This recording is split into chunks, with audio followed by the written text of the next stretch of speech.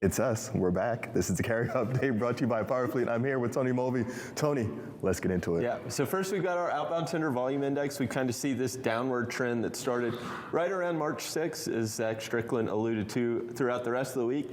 But what you're noticing is comps with year-ago levels are a little easier than they were, say, in the back half of March, right? Yeah. You think of March, end of the quarter, end of the month, you see volumes kind of prop up as shippers try to move things off their docks. They don't want to have that on their books at the close of the quarter.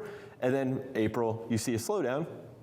So comps have gotten a little easier, but we're still on this downward trend. I think that's the overarching theme still. Like, we haven't seen a stabilization. Like, that rate of decline has been pretty much the same. It actually accelerated here in the first couple days of April. So definitely seeing that trending lower, and what you're seeing is it's not just one mode that's seeing this decline. We'll have reefer. We'll pull up our next chart, and it'll have reefer and van volumes, and that decline over the last month. I mean, just look at that decline. In van volumes, you're down 14%. Reefer volumes down 20%, just in a month. So I mean, it's a really rapid rate of decline. I think that's the overarching theme of everything in the freight market right now. Is we are seeing a decline, at least on the truckload side. Yeah. Intermodal side, not really seeing a decline at all, which is ultimately. I mean, you're kind of seeing that where shippers are flexing some optionality. They don't need to move goods as fast, and it's leading to a decline in volumes, and it's on the truckload side and keeping, especially domestic intermodal volumes, relatively flat.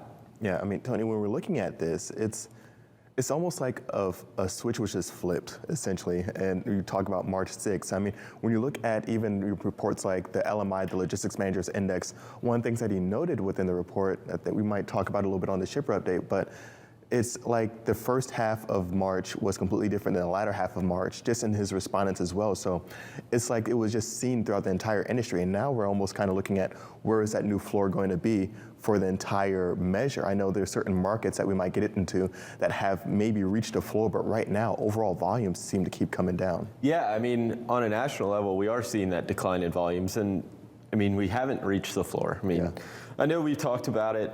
I mean, this is even months ago that, hey, we can't stay at the levels we've been at, especially as stimulus measures run out.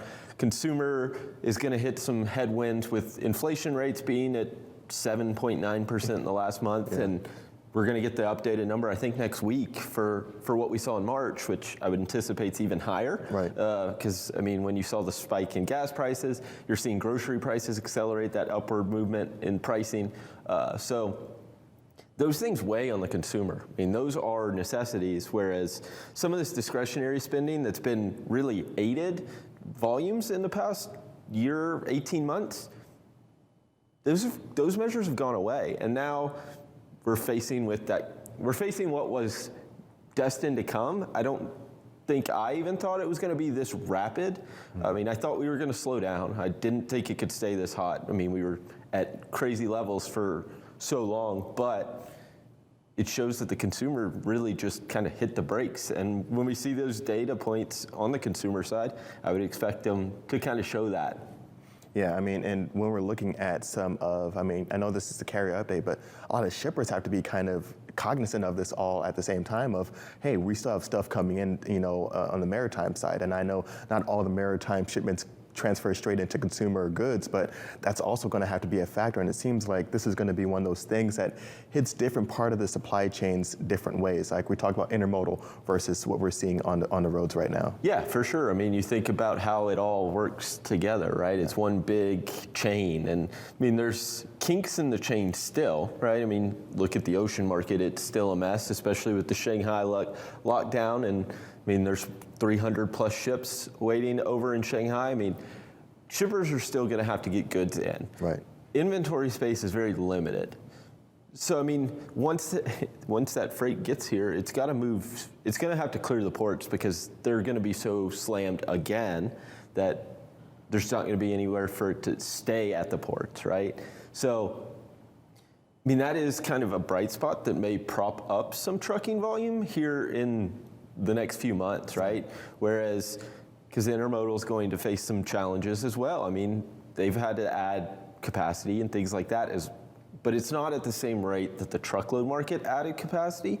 And I think that's the biggest difference is you're seeing volumes on the intermodal side stay. You've added so much capacity on the truckload side that there's still a lot of freight, but it's just, there's so many more new entrants. But again, you look at accepted volumes and they're really about flat year over year. So. Gotcha. And Tony, I know this is our first carrier update, but real quick, give us a preview as to what's to come in the following carrier updates. Yeah, so coming up, we'll talk rejection rates, we'll talk rates across some of these largest markets, and what we've seen in these tightening trends across the country. We've got our weighted rejection index map coming up, and that's got, we'll talk on where we're seeing those changes in capacity and what rates are doing.